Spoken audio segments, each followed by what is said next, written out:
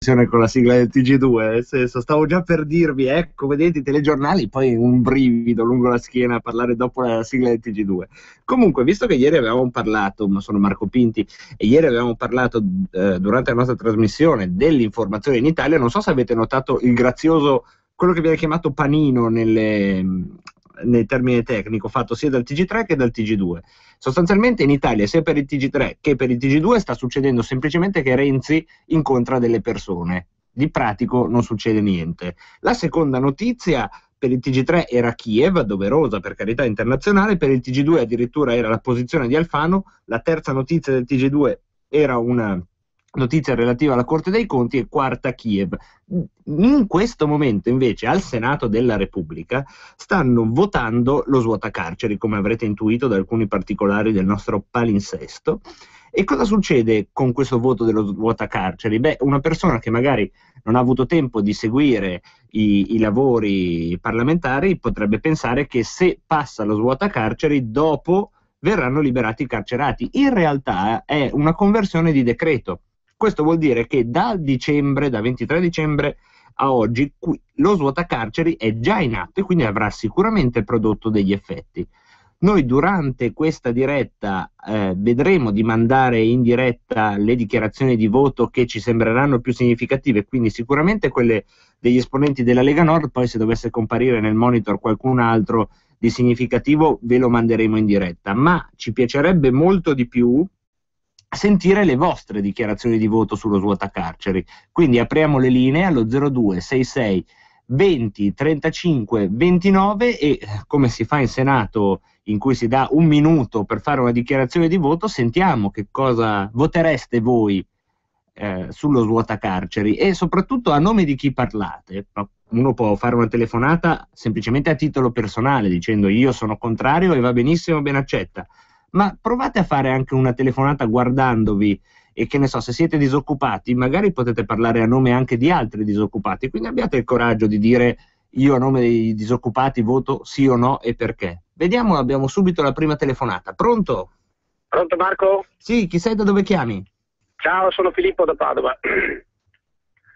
Mi Sì, senti? sì, ti sento, prego, fai la tua dichiarazione di voto sullo svuotacarceri, hai facoltà. Totalmente contrario, ovviamente, ma per un motivo molto semplice. Perché io vivo in una città che negli ultimi anni ha pagato un pesantissimo conto con la criminalità, con l'immigrazione che ha aumentato a dismisura i reati connessi allo spaccio oppure piuttosto che alla prostituzione. E la mia frustrazione dipende proprio dal fatto che non sono nemmeno libero di dire guardate che secondo me stiamo andando nella direzione opposta di quello che il buon senso dovrebbe richiedere, perché se io niente provo a sollevare delle obiezioni sul fatto che questa sia una manovra utile, vengo gentilmente accompagnato alla porta, perché ci hanno già costruito sopra un sacco di versioni, una più strampalata dell'altra, per cui è umano, per cui è giusto, per cui se no ci dà le multe. Ecco, visto che chiami, appunto, è successa una cosa a Padova poco tempo fa, poi passiamo un'altra telefonata, di un prete che mi sembra faccia di un prete di Padova, ma un parroco, che aveva provato a prendere posizione contro lo svuotacarceri all'interno di un messaggio pienamente cristiano, nel senso non dovete immaginarvi questo prete da caricatura che è giustizialista, no, all'interno di un messaggio cristiano diceva sì, va bene Caino, ma c'è anche Abele e c'è soprattutto Abele, c'è stata un linciaggio mediatico anche andando sul personale, andando a vedere il suo profilo Facebook, i suoi passati, facendo delle illazioni incredibili, un riflesso condizionato veramente preoccupante come incarognimento, ecco, almeno questa è la lettura che ne ho dato io. Sì, sì, di Santa Giustina di Civene l'hanno praticamente massacrato, ma insieme a lui tante altre persone che su temi che non fanno parte del politicamente corretto hanno dichiarato sinceramente: noi non siamo d'accordo con la massa degli individui, ma possono mettere altre cose, può essere l'ecologismo esasperato, l'ambientalismo o l'animalismo, cioè, se uno non è schierato è finito. Basta, Grazie, tutto qui. grazie per il tuo contributo. Abbiamo un'altra telefonata, pronto? Sì, ciao, sono Marico da Legnano. Prego. Io dico, come fai a stupirti del discorso dello svuotacarceri quando abbiamo fuori uno che è stato condannato ed è lì che poteva anche diventare Presidente del Consiglio. Abbiamo Prodi che ci ha portato nell'euro e ha distrutto l'Italia, è libero.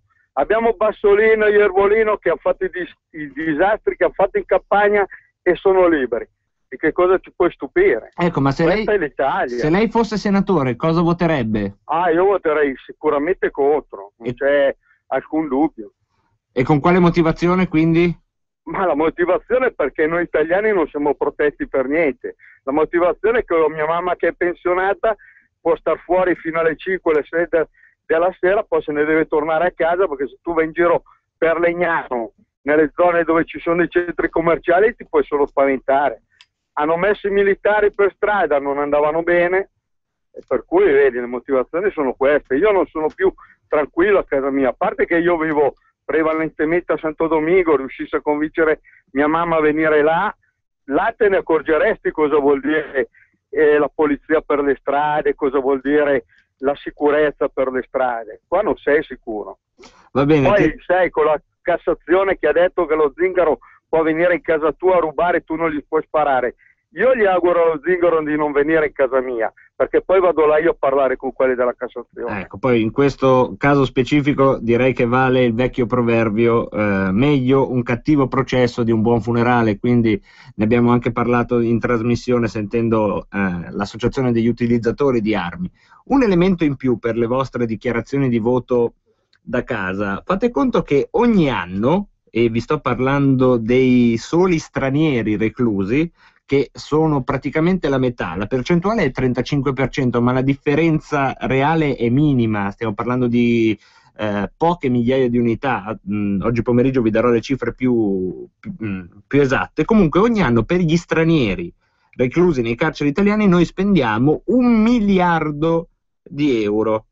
Nel frattempo ci sono 3.229.000 disoccupati italiani, il 12% della forza lavoro, e ci sono niente poco di meno che 671.000 giovani senza lavoro, e queste sono semplicemente le statistiche di quello che emerge. Poi parlate con qualsiasi esperto delle statistiche sulla disoccupazione, vi dirà sempre che in realtà il numero che emerge è sempre sensibilmente più basso del numero reale. Comunque quello che emerge sono 3 milioni di disoccupati e il 41% dei giovani senza lavoro. Pronto? Sì, buongiorno, chiamalo Treviso. Posso dirvi solo una piccola roba? Certo. A parte che è una vergogna internazionale tutto quello che fanno svuota carceri, però avevo una proposta: quelli che votano svuota carceri li mandiamo in carcere, lasciamo fuori quell'altro per darsi che diventano più bravi, sui stipendi di quella gente lì che votano svuota carceri li teniamo noi a dare una mano alla povera gente che sono distrutti dallo Stato. Cosa dite? Grazie. Direi che è un'opinione forte, ma per quello che ci piace. Intanto sta parlando una senatrice della Lega, Erika Stefani. Il nostro ordinamento li prevede, soltanto che devono essere eseguiti, devono essere praticati. Per questa ragione noi, anche in modo provocatorio, abbiamo proposto l'emendamento 6.15, nel quale riteniamo che vi debbano essere rese disponibili le risorse necessarie proprio per effettuare queste espulsioni. Grazie. No, le ricordo che il 6.15 è stato dichiarato improcedibile, quindi eventualmente può richiedere la votazione, ma è dichiarato improcedibile.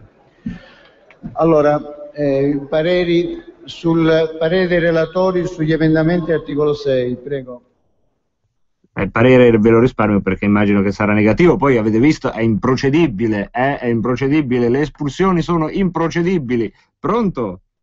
Pronto, buongiorno. Buongiorno, chieda dove chiama. Dal Lago. Ascolti... Chiama dal lago, ma ce l'ha un nome? Sì, il lago Maggiore. Sì, ma come si chiama lei? Ah, Roberto. Oh, Roberto dal lago. Ecco. Non è dal lago quella... No, faccia la sua dichiarazione di voto. Ascolti un po', il mio pensiero è questo: il fatto delle carceri è qualcosa di molto delicato. Comunque, se lei ha visto il film Papillon, questa qua sarebbe una buona soluzione. Secondo, invece, è una cosa importantissima. Noi non ci riprendiamo più, perché ormai è finita, veramente, guardi, è uno schifo. Io sto attraversando il Sempione, su 40 chilometri ci sono l'80% di attività chiuse, quindi ci dovevamo svegliare prima e poi dovevamo lasciare per strada il signor Berlusconi, invece gli abbiamo leccato il sedere fino all'ultimo e lui ci ha buttato nella merda. Vi saluto. Beh, quindi non si è capita la dichiarazione di voto, ma mi sembrava contrario anche lui. Comunque, a proposito di 1 miliardo, che vi ho detto prima è la spesa in un anno per i detenuti stranieri, 1 miliardo sono anche le ore di cassa integrazione autorizzate lo scorso anno. Provate a immaginare 1 miliardo di ore. Pronto? Pronto? Sì, è in onda. Sono Roberto da Verona. Prego, Roberto. La mia dichiarazione di voto è che io voterei a favore, anzi voterei a favore non per lo svuota carceri, voterei a favore proprio per l'eliminazione delle carceri, anzi e per quanto riguarda l'immigrazione andrei addirittura a farei addirittura una linea, una crociera, perché scusate, tanto come dice il barocchino della mattina è tutto inutile, qui siccome valgono solo le cose esasperate, allora a questo punto facciamo così, votiamo l'eliminazione delle carceri e votiamo per andare a prenderle direttamente dall'altra parte, così risparmiamo i soldi di tutta sta menata delle vedete, non vedete, radar e tutte queste cose qua che sono una pagliacciata solo italiana. Ecco, il nostro ascoltatore l'ha detto chiaramente come una provocazione, ma questa è una teoria di pensiero che in alcuni ambienti della sinistra si sta facendo largo, e quindi è abbastanza inquietante il fatto che per noi sia una cosa così paradossale da dire, mentre in alcuni ambienti è seriamente pensata questa opzione. Pronto? Pronto, buongiorno, buona Padania. Allora, sullo svuotacarceri... Chi è, da dove chiama? Egidio da Milano. Oh. Egidio da Milano. Sullo svuotacarceri sono contrario. Non ho molto da aggiungere perché i miei pensieri li sento poi esporre anche da Salvini prima. Sono d'accordo. Ho telefonato, non vorrei sembrare... dato che a ogni opinione si ha i media contro, perché sì, lavano il cervello alla gente con questo perbenismo, bombonismo... secondo me è una cosa fondamentale, però non se ne parla in Italia, l'unico paese al mondo, per avere un'informazione libera, tanto i soldi ce li ha solo chi è potente, è tirare via in periodo di spending review il finanziamento pubblico ai giornali. Buona Padania. Grazie, abbiamo un'altra telefonata. Pronto? Pronto, buongiorno, chiamo da provincia di Monza. Mi chiamo Cristiana, volevo parlare prima quando c'era Salvini perché volevo dare tutta la mia solidarietà e dirgli di andare avanti così perché sta andando veramente alla grande e ho tutta la mia approvazione. Per il resto io spero vivamente che questo paese e con tutti gli italiani affondi prima possibile nell'acqua, nel fango, nella merda in cui è dentro, perché gli italiani non si meritano niente. L'hanno voluta e che a causa del suo mal pianga se stesso. Grazie, buongiorno. Finché fango e acqua figurata posso anche essere d'accordo. Il problema è che oggi, mentre si vota lo svuotacarceri, abbiamo, giusto per fare un esempio, la parte del Modenese, parte del Veneto che sono nel fango e nella melma, ma purtroppo non in senso figurato, e quella che abbiamo sotto gli occhi è la famosa emergenza ambientale di serie B, perché non fa notizia e non è un'emergenza nazionale, non c'è la gara di solidarietà se si tratta dell'Emilia e del Veneto. In altri casi forse è andata diversamente. Tra l'altro, proprio ieri, grazie a alla contrattazione che ha fatto il gruppo della Lega Nord alla Camera, mi pare, non vorrei sbagliare, comunque è stato eliminato dopo 34 anni il commissario straordinario per gestire l'emergenza del terremoto in Irpinia. Quindi dopo 34 anni si è dovuto aspettare un momento in cui il governo fosse in impasse, quindi gli servissero a tutti i costi dei numeri per far andare il proprio decreto in votazione, e soltanto ieri, tra le altre cose, c'è stata questa piccola vittoria ma significativa, perché sono 34 anni che c'è il commissario straordinario per il terremoto in Irpinia. Pronto? Ciao, Roberto da Milano. Ciao Roberto. Ciao, io sono invece favorevole, nel senso che fanno bene a votarlo, perché tutti quei disgraziati che poi esceranno, speriamo che vadano in quelli che votano il PD, perché in questa Italia qui ormai non ci si salva più, come dicono anche gli altri, capisci? Ma guarda in Sardegna che cosa è successo, di qua di là cosa hanno fatto, alla fine hanno votato PD, un domani votano nel Piemonte, vedrai che ritorna sulla Bresso i suoi amici, non c'è niente da fare, noi siamo una piccola minoranza, questi qui sono come dei pecoroni, quindi va benissimo che li tirino fuori, che li mettino, e come ha detto quell'altro lì, devono prendere il traghetto e portarceli direttamente in casa, così almeno sarà finita. Grazie, ciao. Grazie. Ma sul fatto che siamo minoranza, a pensarla così non credo, e si vede, secondo me, non tanto da statistiche e sondaggi, che io sinceramente non ci credo, ma si vede dalla reazione assolutamente nervosa e violenta che hanno i mezzi di informazione quando qualcuno prova a dire che il re è nudo. Se non fosse vero che il re è nudo, non avrebbero quella reazione così violenta, ci sarebbe una ridicolizzazione. Prima l'ascoltatore di Padova abbiamo ricordato insieme il caso di un povero parroco di una parrocchia di Padova che aveva provato a dire in maniera pubblica che lo svuotacarceri forse non era il massimo della vita perché si manca di rispetto alle vittime, e abbiamo ricordato prima il linciaggio mediatico sulla stampa locale e nazionale a cui è stato sottoposto. E quando c'è questo nervosismo, quando c'è questo accanimento, vuol dire che non si sente salda la terra sotto i piedi. Secondo me non siamo per niente minoranza. Pronto? Un attimo di pazienza. Pronto? Pronto? Sei in onda, chi sei, da dove chiami? Ciao, Fabrizio da Bergamo. Dunque io sono contrario, sono in perfetta linea con Salvini e tutti voi, anche perché magari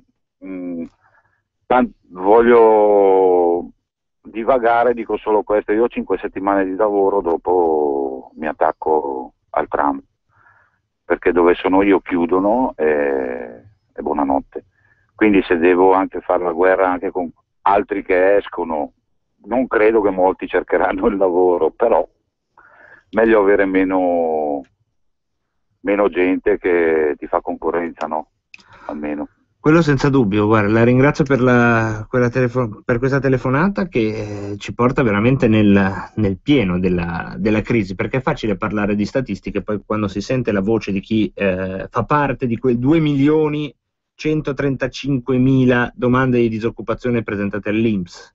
E questi, ripeto, sono le domande presentate all'INPS, quindi solo nel 2013, ed è un numero quindi parziale, è un numero di quello che emerge. La verità è quella che ci ha appena detto il nostro ascoltatore, ossia che lui tra 5 settimane la sua azienda chiude, e questi sono i risultati dell'euro.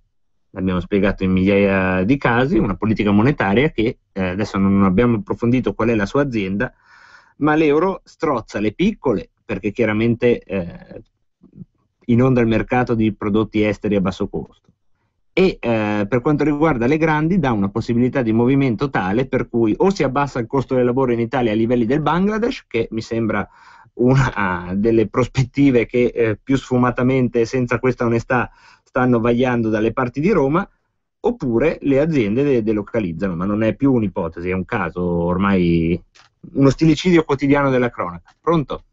Sì, ciao, sono Paolo da Bergamo. Ciao Paolo. Ciao, io volevo inserirmi prima quando c'era Matteo che stava parlando riguardo dei danni che ci ha creato questa moneta dell'euro. Troppo forte, faceva l'esempio di cosa avrebbe spiegato a suo figlio se suo figlio le avesse chiesto in questo momento cos'era l'euro, cosa ha fatto, cosa non ha fatto. Ho seguito il suo ragionamento, nel senso, lui dice sì, chiamiamola un'altra moneta, creiamo un'altra moneta meno forte, più svalutata, in modo che chi ha la... È caduto? Ah no, c'è ancora? Sì, ok, sono. Va bene. No, dicevo che ha fatto l'esempio della parità dell'euro, che è una moneta troppo forte probabilmente per come è conciata l'Italia. Cioè lui ha fatto l'esempio e dice: se dovessimo avere la possibilità di avere una moneta svalutata, probabilmente l'italiano che in questo momento si trova a dover scegliere tra prendere una macchina a marchio, fra virgolette, italiano o a pari costo una macchina tedesca, sceglie quella tedesca. È ovvio che facendo una svalutazione probabilmente l'italiano, io parlo di italiano, padano, quello che vogliamo noi, farebbe un'altra scelta, e fin lì mi sta bene il ragionamento. Però allo stesso momento dico, ma quei piccoli risparmiatori che hanno qualcosina, ma pochissima roba messa in banca, messa magari sotto altre forme, i piccoli risparmiatori come siamo noi, che mettiamo via gli euro giornalieri, a questo punto cosa succederebbe? Che si svaluterebbe anche il loro capitale? Guardi, io non sono un economista. Venerdì pomeriggio ci sarà probabilmente al 99% Claudio Borghi Aquilini dietro il microfono di Radio Padania e sicuramente le darà una risposta migliore della mia. Quella che posso capire io, da profano, è che non esistono dei processi deterministici, per cui allora io svaluto e allora si svaluta questo, si svaluta quello, perché sono conseguenze matematiche. La politica è fare delle scelte, quindi se si esce dall'euro si riprende la sovranità e quindi c'è la possibilità di fare una scelta politica necessaria per non far saltare il paese, di garantire i depositi, i piccoli depositi, fare una soglia. Adesso poi ai tecnici, insomma, bisogna chiedere di stabilire la soglia del deposito da tutelare, ma la politica deve tutelarlo. E questa è una cosa che si può fare, perché non siamo dentro un meccanismo che va in maniera irreversibile, un meccanismo automatico. Dobbiamo tornare nel libero arbitrio, e nel libero arbitrio puoi fare quello che vuoi. Pronto? Pronto? Sì, salute, sono in diretta? Sì, è in diretta, chieda dove chiama. Da Cagliari, una precisazione. In Sardegna il centro-sinistra ha vinto perché il centrodestra si è diviso in due tronconi, uno Cappellaccio e l'altro Pili. Unite avrebbero vinto, invece per insipienza o per mancanza di calcolo hanno mandato gli elettori e invece di vincere sono stati sconfitti proprio per la loro divisione. Posso comunque, interromperla? Prego. Mi scusi, poi mandiamo un piccolo stacco musicale dopo questa telefonata e poi torniamo in diretta con il filo diretto. Però lei ha detto il centrodestra, mi spiega che cos'è il centrodestra?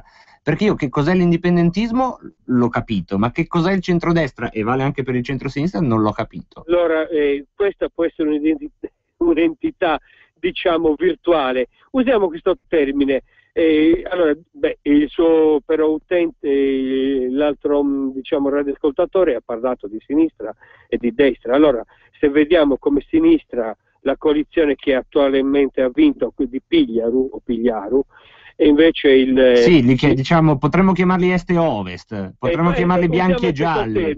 Allora, okay.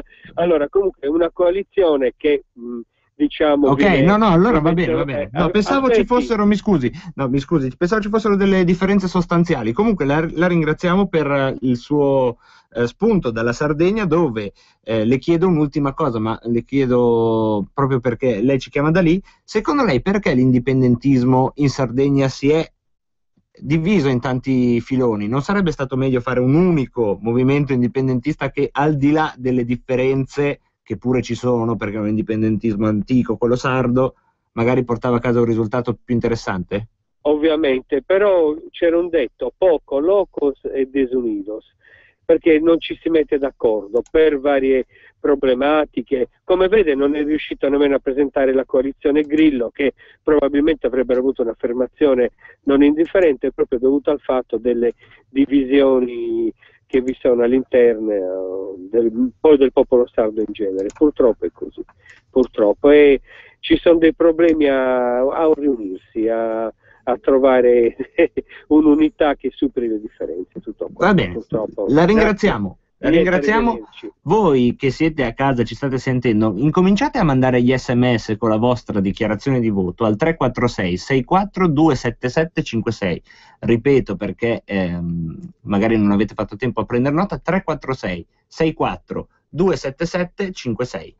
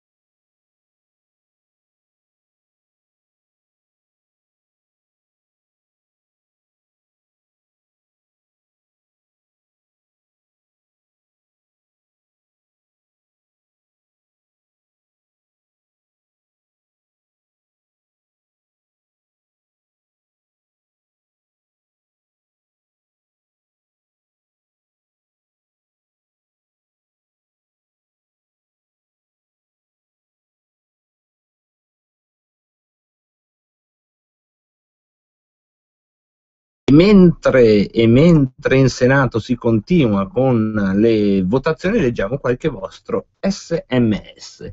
Gli sta bene agli italioti, questi somari continuano da anni a farsi fregare votando a sinistra, oppure a non andare a votare del tutto, quando questi sostengono da anni ciò che stanno facendo. Ma che si arrivi al delirio. Auguro a tutti questi somari che vengano messi sotto i piedi, che subiscano furti e violenze da parte dei delinquenti. Beh, questa mi sembra un po' una provocazione, però nel senso ci sta tutta dal punto di vista del fatto che, ricordiamoci sempre, quando diciamo la frase ci fanno il lavaggio del cervello, quando diciamo la frase continuano a non cambiare le cose, alla fine della fiera il lavaggio del cervello te lo fanno se te lo lasci fare. Al governo ci va Letta e Renzi se il PD prende il 30%. Per parlare solo del PD, potremmo parlare anche degli altri. Se il voto di protesta a un certo punto viene così buttato a occhi chiusi verso Beppe Grillo, che ad esempio sul tema del reato di clandestinità ha fatto una scelta di campo netta. Una delle poche che ha fatto è stata proprio quella di essere contro il reato di clandestinità, con tanto di sondaggio tra gli iscritti. Peraltro il sondaggio tra gli iscritti deve essere una mania, perché oggi ne hanno fatto un altro, pensate un po', cioè che cos'è, per votare se incontrare o non incontrare Renzi, non so, una consultazione per quali 3 proposte portare al paese, chi ci starebbe, no? Sarebbe anche un bel... No, un sondaggio con 41.000 votanti per decidere se incontrare Renzi oppure no, a prescindere dal contenuto di questo incontro. E fate conto che ha vinto il sì con 20.843 sì contro 20.397, quindi anche questione di poche centinaia. Ma che domanda è? Possiamo incontrare Renzi o no? Non importa chi incontri o chi non incontri, importa che cosa vai a dire, quali sono le tue battaglie. Altri SMS intanto. No, perché qui scusate, tra poco non servirà più la dichiarazione di voto, ma il bang del fucile. E beh, se si va avanti a scherzare col fuoco, molto probabilmente sì. Voto contro lo svuotacarceri, in quanto in un paese che si dice civile deve garantire la certezza della pena dopo tutte le tasse pagate e da pagare, almeno ci sia riconosciuto il diritto alla sicurezza. No allo svuotacarceri, pena a casa loro. Questi sono i 2 messaggi, sono di Mattia da Varese, questo invece ultimo che ho letto è di Anna da Vicenza. Voto no allo svuotacarceri, ma se passa il sì spero che vadano a fare danno a quei parlamentari che hanno votato a favore. D'altronde questa è l'Italia da un certo punto di vista, abbiamo capito come vanno le cose. Fate conto, in questo momento sta parlando l'onorevole Lettieri. Pensate che gioia per chi in questo momento sta seguendo la diretta del Senato sentire l'onorevole Lettieri. Io ve lo risparmio perché sono molto più interessanti le vostre telefonate e i vostri SMS. Ad esempio, che restino in galera tutti coloro che non possiamo subito rimpatriare. E questo è il grande tema, ne parleremo oggi pomeriggio diffusamente e approfonditamente, perché è un dato assodato che la metà dei carcerati sono stranieri, e non sono stranieri, lo vedremo oggi pomeriggio, che vengono dalla Corea del Nord, per cui non possiamo rimpatriarli perché gli si taglia la testa. Vengono da paesi, che ne so, come la Romania, che è all'interno dell'Unione Europea, vengono dal Brasile. Fate conto che col Brasile c'è addirittura un trattato già fatto che per essere applicato gli manca solo il voto del Parlamento, per darvi un'idea. E in questo modo sicuramente il problema del sovraffollamento si risolverebbe. Voto contrario senza nessun dubbio. Mandi Alessandro dal Friuli. Mandi non so se è il cognome o il saluto, però in questo caso. A questo punto che l'Italia vada in malora, i sinistroidi ci stanno portando alla fame, i pecoroni li votano, quindi poi guai lamentarsi. Altri SMS, e intanto io riaprirei le linee, se il regista è d'accordo, 0266 20 35 29, e adesso andiamo a guardare ancora questa diretta dal Senato mentre aspettiamo le vostre telefonate, ma non c'è niente da aspettare perché eravate lì pronti con la cornetta in mano. Pronto? Pronto, sono io? Sì, sei tu, chi sei, da dove chiami? Sono Ettore e chiamo da Voghera. Senti, prima c'era un ascoltatore dalla Sardegna che ti diceva come mai sono tanti piccoli che capiscono ognuno la sua cosa. Beh, la soluzione del loro problema è dividere per imperare e loro rimarranno sempre schiavi. Pronto? Sì, sì, in onda. Loro rimarranno sempre schiavi proprio perché c'è qualcuno che formerà sempre un partitino in più per tenerli schiavi e vinceranno sempre gli altri, che sono la stessa cosa. La seconda cosa invece, l'altro ti ha detto cosa succederà dei nostri risparmi se usciremo dall'euro. Glielo dico io. Dal 2011 al 2013 ci hanno già derubato dalle nostre tasche 250 miliardi di euro dalle nostre saccocce. Di questo passo non rimarrà neanche nei loro portafogli neanche una liretta di risparmio, glieli portano via direttamente dal portafoglio. Se la gente non capisce questo, auguri, fra poco siete in miseria. Ciao. E questo è il grande discorso, non voglio mettermi in terreni per me ostici perché io in matematica sono pessimo, però è il grande discorso di dire ma perderemo i capitali, ma chi aveva qualcosa da salvare o da portare fuori dall'Italia e aveva le potenzialità di farlo, temo che l'abbia già fatto. Pronto? Salve, sono Carlo da Trieste. Salve, ma Carlo. cerchiamo di fare chiarezza una volta per tutti su questa questione dell'euro, no? Non diamo tutte le colpe all'euro. L'euro cosa è stato? Quando la lira è stata cambiata a 1936 lire per un euro, c'è stata una svalutazione competitiva della lira del 50% a favore dei prodotti italiani. Il debito pubblico dello Stato italiano, il più grande debitore, è stato svalutato del 50%. C'erano le condizioni di favore per normalizzare la situazione italiana, per fare i compiti a casa. L'Italia, questi incapaci, questi fanuloni, questi buoni a nulla, capaci di tutto, non hanno fatto i compiti a casa e oggi ci troviamo con le mutande in mano. Salve.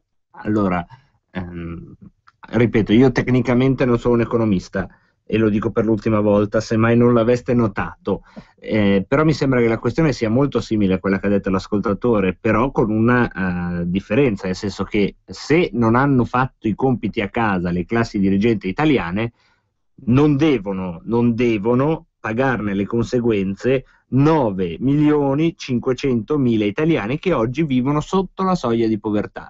Quindi se andiamo a ragionare sulle cause del perché nel passato le cose sono andate poi a finire come oggi, allora c'è una trasmissione dedicata, la storia siamo noi. Quali sono le cause remote dell'economia? Queste. Quali sono le cause prossime? Queste altre. Se invece vogliamo cercare di costruire un futuro, dobbiamo capovolgere questo ragionamento e andare a ragionare sugli scopi. Quindi a chi se ne frega delle cause, a che scopo esiste oggi l'euro?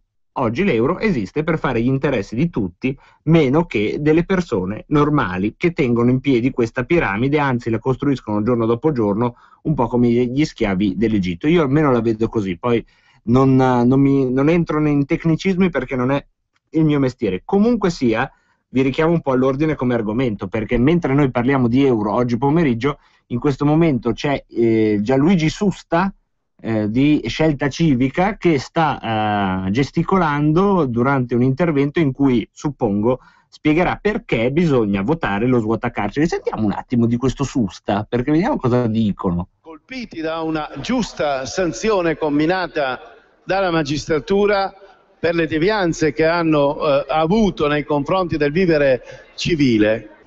Avremmo preferito quindi un disegno organico di intervento sul sistema penale e anche sul sistema di esecuzione della pena, invece che più provvedimenti che hanno avuto come scopo quello di svuotare le carceri, di rivedere l'affidamento in prova, di rivedere i termini della detenzione domiciliare, di rivedere il ruolo del magistrato di sorveglianza. Mi si accende una speranza, stai a vedere che vota contro. Secondo me alla fine no, Scelta Civica secondo me alla fine fa tutte le premesse.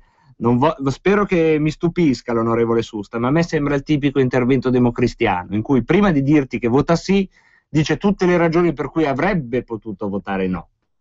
Quindi temo che l'onorevole Susta, che adesso si sta, diciamo, lanciando in questo intervento, che aveva dei passaggi normali, temo che alla fine siano tutte quelle premesse lì per poi dire: e nonostante questo, per alto senso di responsabilità dello Stato, votiamo sì.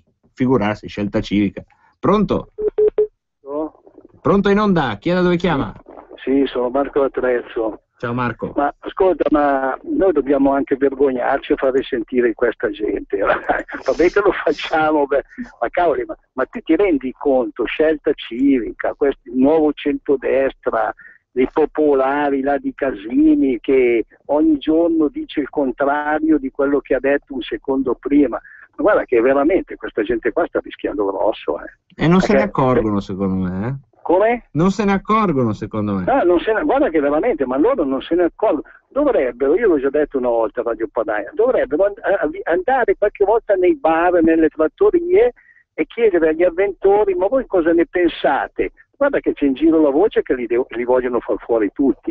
Ma direi una piccola cosa sulla lira. Io dico solo una cosa: quando c'era la lira io stavo meglio e tanti stavano meglio. Adesso chissà perché con l'euro io sto peggio, non lo so, il lavoro è venuto a mancare, io di un fatturato che avevo ne faccio un decimo, guadagna solo la Germania. Quando c'era la lira, la Germania era in ginocchio, e allora tutto questo ambaradan, caro signore di Trieste, è stato fatto per agevolare certi stati. Una volta ci sarebbe stata la guerra, ti ricordi? No? Quando un paese veniva messo alle corde e veniva fatto morire di fame. Non va a finire bene di solito, sì. Di solito sono storie che non vanno a finire bene. Sì, che non vanno a finire bene. Padania libera. Ecco, per tutti coloro che vogliono partecipare all'incontro pubblico che ci sarà sul Basta Euro, il tema sarà Basta Euro, sabato 22 febbraio alle ore 15, auditorium di via Corridoni 15 a Milano. Vi invito ad andare, anche se non siete perfettamente, diciamo, convinti che bisogna uscire dall'euro, perché è un incontro pubblico, quindi a differenza della pubblicità e della televisione, scusate, in cui lei è dietro uno schermo e ti parla e tu non puoi rispondere, in un incontro pubblico si può sempre alzare la zampina e fare una domanda ai relatori oppure dire il proprio punto di vista. So che sempre sono state date spazio alle domande, sicuramente verrà fatto anche sabato, quindi se volete fare una chiacchierata approfondita sull'euro, l'appuntamento è sabato 22 febbraio, ore 15, via Corridoni 15 a Milano, e venerdì pomeriggio, probabilmente da questi microfoni, faremo un po' l'antipasto con il professor Borghi. Pronto? Pronto? Sì, è in onda. Chi è, da dove chiama? Sono Giovanni Giuseppe di Varese. Ciao Giovanni Giuseppe, dici la tua dichiarazione di voto sullo svuotacarceri? Ma io sono contrario, ovviamente. Come mai? Come mai questa tua posizione così folle? Non ti accorgi che è una priorità del paese lo svuotacarceri? Non è folle. No, scherzo, ovviamente. Ovviamente. Beh, io volevo dire a proposito della moneta, no? Quando c'è stato il cambio tra lira e euro, no? Ce l'hanno valutata 1936, nel caso contrario dovrebbe essere ancora 1936, cioè ti darebbero meno, cioè metti 1.800, che poi automaticamente una volta cambiato queste si svaluta, magari vale 2.000-2.100, voglio dire così, no? Sì, va bene. Però scusami se ti interrompo, a me fa molto piacere che avere un pubblico così preparato sulle questioni economiche. Non ho problemi a fare un filo diretto sulle euro, l'abbiamo già fatto, le faremo altri. Io vi invito però a fare degli interventi, se li volete fare, non è obbligatorio, sullo svuotacarceri, perché quello che succede oggi, che succederà tra qualche ora, sarà che ci sarà il timbro finale su un provvedimento che ha già messo in libertà dei criminali e forse anche qualche mafioso, perché fate conto che il cambiamento dell'emendamento incriminato avvenuto grazie alla Lega è successo che il decreto era già attivo, quindi sicuramente qualche mafioso già ne è uscito, e tanti altri delinquenti usciranno con il voto di oggi, perché sarà una cosa che poi sarà durissima andare a cambiare, quindi io direi di stare su questo argomento, perché è l'argomento del filo diretto. Poi io, nel senso, credo, ed è la tradizione della radio, non è che c'è un argomento rigido e chi parla di altro viene censurato o viene ancora peggio redarguito, però visto che siete già stati 3 o 4 o 5 ad andare sull'argomento euro, vi dico, stiamo sullo svuotacarceri. Ci sarà occasione per parlare dell'euro, ne abbiamo parlato 2 giorni fa, ne parleremo ancora, non vi preoccupate, però io vorrei sentire, secondo me è utile che da casa si sentano, non la dichiarazione di voto che in questo momento è in atto del senatore Lucio Barani di Grande Autonomia e Libertà, che vi risparmio. A me piacerebbe sentire, ma penso a casa, piacerebbe sentire cosa pensa del svuotacarceri un imprenditore che sta facendo i conti con una crisi devastante e ciò non di meno si continua a fare il suo, a dare del lavoro, a pagare le tasse. Cosa ne pensa di queste cose? E quelle sono le dichiarazioni di voto che interessano. Cosa pensano quelli che vivono vicino ai campi nomadi? Cosa pensano quelli che hanno subito degli episodi di violenza da parte dei criminali? Cosa ne pensate voi? Siete voi le dichiarazioni di voto più importanti. Però, da bravo presidente del Senato di Radio Padania, a un certo punto vi dico, stiamo sull'argomento. Sì. Pronto? Pronto? Parlo dell'1, Gianfranco. Ciao Gianfranco. Sì, sono completamente contrario allo svuotacarceri. Io direi che potrebbero benissimo, come dicevano prima, mandare questi delinquenti, quelli che praticamente hanno commesso anche grossi reati, eccetera, nei loro paesi, come in Romania, come diceva quel signore di prima. Quindi praticamente non è una soluzione questa qui, questa è il cane che si morde la coda. Grazie. Prendiamo un'altra telefonata? Pronto? Ciao, sono Marco da Mantova. Ciao Marco. Io ti chiedo una cortesia, io ho sentito la trasmissione un quarto d'ora mentre stavo mangiando perché a Mantova non si sente, sì. Però ti ascolto col computer quando sono a casa e registro tutto. Sì. In diretta al telefono, mi sai dire, perché ho un amico diventato grillino che mi ha mandato un messaggio poco fa che non mi è piaciuto, mi sfida sempre. Sì. Cosa stanno facendo i grillini? Chi è che vota lo svuotacarceri oltre a noi? Noi Fratelli d'Italia basta o ci sono anche i grillini? Rispondimi per telefono perché io sono pensato da piedi. Contro lo svuotacarceri dovrebbero votare anche i grillini, almeno io ero rimasto così, poi la votazione, sai, con loro non sai mai, io davvero, perché questi oggi hanno votato tra di loro se incontrare o non incontrare Letta. E scusate Renzi, quindi quando un movimento ha bisogno di consultare la sua base non sui contenuti ma anche su se andare a un appuntamento o no, io ti dico, loro hanno detto che avrebbero votato contro, immagino che voteranno contro, spero che voteranno contro, ma poi non so che cosa faranno nello specifico, perché le giravolte a cui ci hanno abituato sono tante. Mi sembra che quello che all'inizio sembrava un bel caos, nel senso di tiriamo giù tutto, stia diventando un bordello, che è una cosa un po' diversa, almeno così la vedo io. Niente, a posto così, grazie. Purtroppo non posso dirgli che i grillini hanno votato a favore. Non hanno ancora votato, ma aspetta, vediamo il risultato finale. Io non metto limiti alla follia in questo periodo. Grazie. Va bene, grazie, ciao. Pronto? Io sono Fabrizio da Milano. Ciao Fabrizio. Allora, visto che hai detto che volevi sentire cosa ne pensa qualcuno che ha subito... Io sono stato accoltellato da uno zingo, allora io dico una cosa, io sono quello che ti ha mandato il messaggio prima che tu non hai letto proprio integralmente perché era pesante, ma io lo voglio invece dire perché sono esasperato e ho i coglioni pieni, no, perché io adesso ho i coglioni pieni. Allora, questo è un paese dove purtroppo la gente è celebrolesa ed è celebrolesa perché è stupida, perché quello che gli dicono i mezzi di informazione di massa è legge.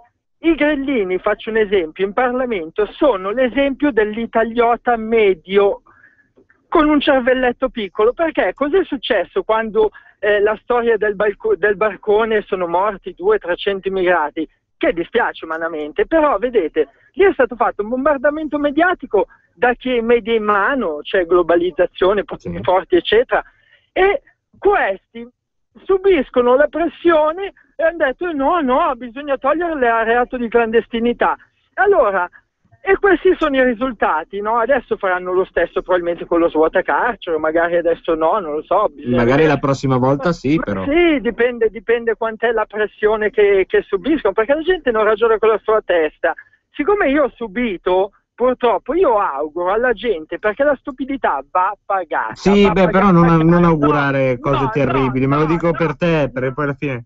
Deve essere chiaro questo concetto, Santa Madonna. Allora, Io auguro a tutti quelli che celebrolesi non ragionano, perché finché non tocca a te va bene, ecco, va bene, e invece io gli auguro che gli tocchino a loro, dunque che gli stuprino più. ecco, magari, ecco, per questo non l'avevo, perché un bel ragionamento, io capisco la rabbia, però un bel ragionamento, perché hai fatto un bellissimo ragionamento, dove si dice finché uno non viene toccato, cioè, perché poi devi andare ad evocare delle cose che vengono poi strumentalizzate, perché alla fine lo sai benissimo che prendono solo quel verbo lì e diventa il tuo intervento, che è l'intervento che andrebbe mandato in filodiffusione per tutto il palinsesto fino a quel momento lì, poi viene strumentalizzato, ma ti ripeto, viene fatto perché bisogna andare in queste situazioni, facendo questi esempi così truculenti e che non serve a niente. Augurare che succeda cose terribili non va bene, nel senso, non è questo il punto. Si può fare il ragionamento che hai fatto, fino a un certo punto era un ragionamento sacrosanto, attenzione a non entrare noi nelle trappole mediatiche, perché poi si passa per quelli che non è, perché il discorso del razzismo sul quale la Lega viene stigmatizzata da anni è una balla colossale. Noi chiediamo, non c'è mai stato un episodio, in 25 anni di storia della Lega non c'è mai stato un episodio di violenza, e anche se abbiamo organizzato milioni di manifestazioni, non c'è mai stato un leghista che abbia tirato neanche uno schiaffo, che abbia tirato una pallina di carta contro un immigrato. Quindi il discorso del razzismo è una boiata bestiale nei confronti della Lega Nord. Quello che succede è che noi veniamo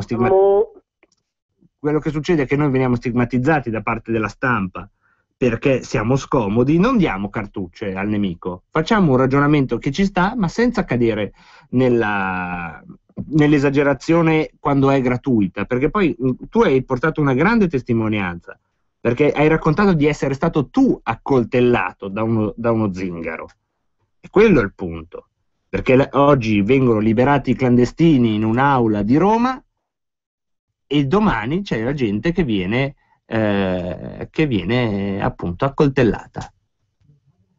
Abbiamo una chiamata, poi la pubblicità. Pronto? Sì, ma sei lungo, signora, sa cos'è? Ogni tanto bisogna allungarsi. Se lungo quello là, se lungo te, adesso c'è la pubblicità. Signora, dica. No, fammi te la domanda come l'hai fatta agli altri.